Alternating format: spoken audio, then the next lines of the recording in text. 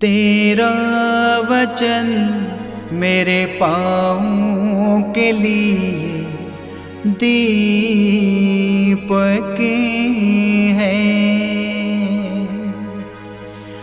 और मेरे मार्ग का उजियाला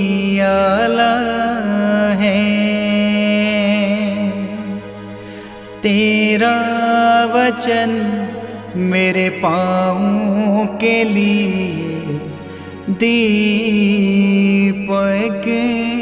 है। 11 जुलाई पहला पाठ। ईसाया का ग्रंथ अध्याय 1 पद संख्या 10 से 17 तक। सदोम के शासकों, प्रभु की वाणी सुनो।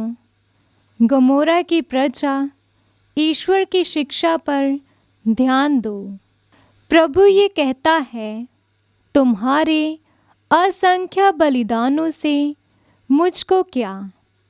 मैं तुम्हारे मेढ़ों और बछड़ों की चर्बी से उब गया हूँ। मैं सांडों, मेमनों और बकरों का रक्त नहीं चाहता। जब तुम मेरे दर्शन करने आते हो तो कौन तुझसे ये सब मांगता है? तुम मेरे प्रांगण क्यों रौंदते हो? मेरे पास व्यर्थ का चढ़ावा लिए फिर नहीं आना। तुम्हारे लोबान से मुझे घृणा हो गई है। अमावस, विश्राम दिवस और तुम्हारी धर्म सभाएं, मैं अन्याय के कारण ये सब समारोह सहन नहीं करता।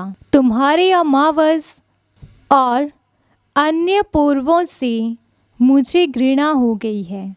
ये मेरे लिए असहाय भार बन गए हैं। जब तुम अपने हाथ फैलाते हो तो मैं तुम्हारी ओर से आंख फेर लेता हूँ।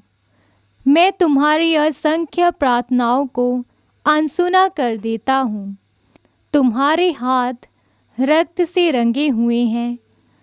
स्नान करो, शुद्ध हो जाओ। अपने कुकर्म मेरी आंखों के सामने से दूर करो। पाप करना छोड़ दो, भलाई करना सीखो। न्याय के अनुसार आचरण करो। पद दलितों को सहायता दो। अनाथों को न्याय दिलाओ और विधवाओं की रक्षा करो। ये प्रभु की वाणी है। ईश्वर को धन्यवाद। भजन अनुवाक्य। जो सदाचारी है मैं उसे ईश्वर के मुक्ति विधान के दर्शन कराऊंगा। जो सदाचारी है मैं उसे ईश्वर के मुक्ति विधान के दर्शन कराऊंगा। मैं तुम्हारे यज्ञों के कारण तुम पर दोष नहीं लगाता। तुम्हारे बलिदान तो सदा मेरे सामने हैं। मुझे न तो तुम्हारे गरों के सांड चाहिए और न तुम्हारे बाड़ों के बकरे। अनुवाक्य। जो सदाचारी है मैं उसे ईश्वर के मुक्ति विधान के दर्शन कराऊंगा। तुम मेरी संहिता का तिरस्कार करते और मेरी बातों पर ध्यान नहीं देते हो, तो तुम मेरी आज्ञाओं का पाठ और विधान की चर्चा क्यों करते हो? अनुवाक्य। जो सदाचारी है मैं उसे ईश्वर के मुक्ति विधान के दर्शन कराऊंगा। तुम ये सब करते हो और मैं चुप रहूं। क्या तुम मुझे अपने जैसा समझते हो? मैं तुम्हारा एक एक अपराध गिनकर तुम पर दोष लगाता हूँ। जो मुझे धन्यवाद का बलिदान चढ़ाता है वही मेरा सम्मान करता है। जो सदाचारी है मैं उसे ईश्वर के मुक्ति विधान के दर्शन कराऊंगा। अनुवाक्य। जो सदाचारी है मैं उसे ईश्वर की मुक्ति विधान के दर्शन कराऊंगा। जय घोष। हालेलुया। अनुवाक्य। हालेलुया। धन्य है वे जो धार्मिकता के कारण अत्याचार सहते हैं। स्वर्ग राज्य उन्हीं का है। अनुवाक्य हालेलुया।